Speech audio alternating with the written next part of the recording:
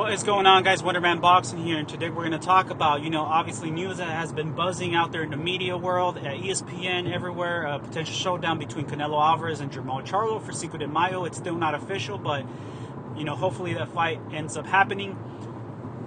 But the purpose of this video is that this is very interesting. It actually, I'm not surprised by this, but people already saying crazy things about this fight. The fight hasn't even happened. They haven't even signed a contract, and they're already finding excuses for this fight. And what I'm trying to say by that is that, I'm hearing out there that Canelo Alvarez is cherry picking Jermall Charlo. Canelo Alvarez is going to have the advantage because Jermall Charlo is going to have to go up to 168 pounds.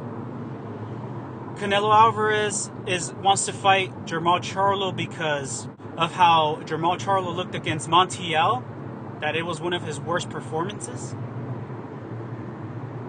Interesting. Now let's break all of that down. Guys. So, Jermall Charlo going up to 168 pounds, will that be a disadvantage for him? Absolutely not. He's not a small dude. He's a big 160 pounds. He's a big guy.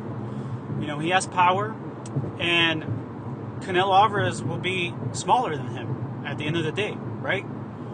Canelo Alvarez fought at 168 pounds, and everybody was bigger than him. Everybody was taller than him, and it didn't matter. There was no excuse.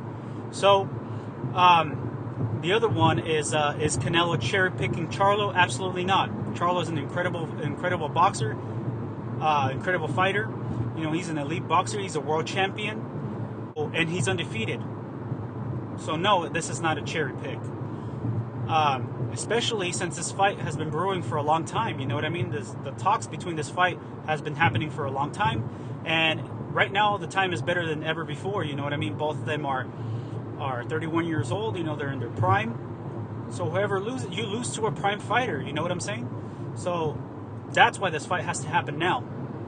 Now another one is did Jermall Charlo look bad against Montiel?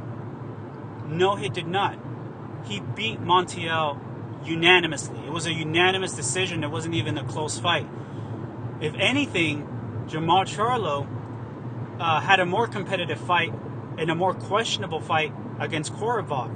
Do you guys remember that? It was a more close fight. Some people even had Korobov that he got robbed. I don't think Korobov won the fight, but I think Jermall Charlo edged that fight, and it was more competitive for sure. So, and the crazy thing is that the people that are saying these things, that are finding these excuses, is the same people that were saying that Canelo Alvarez was afraid of Jermall Charlo. That's the interesting part. Now, me as a boxing fan, I think Jermall Charlo is a great boxer. He's an elite boxer, and if he fought Montiel, and if these people think that he looked vulnerable in that fight and that it was one of his worst performances, then that's them. But to me, he won by unanimous decision, and that wasn't a bad fight. Like I said, Korobov was more questionable. So what I'm trying to say is that at this point, it looks bad already. It looks bad already. Finding an excuse before the fight even happened, before they even signed a contract, that's bad already. You know what I mean? That's what I'm saying, guys. This is a hell of a fight that a lot of fans have been waiting for.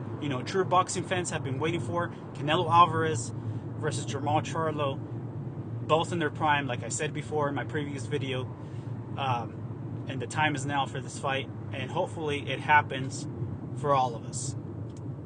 If Jermall Charlo beats Canelo, my respects to Jermall Charlo. He dethroned the face of boxing. And you got to give him props. You give credit where credit is due. But if Canelo Alvarez beats Jermall Charlo, there is no excuse. A definition of an excuse is a well-planned lie. And with that being said, I'm out.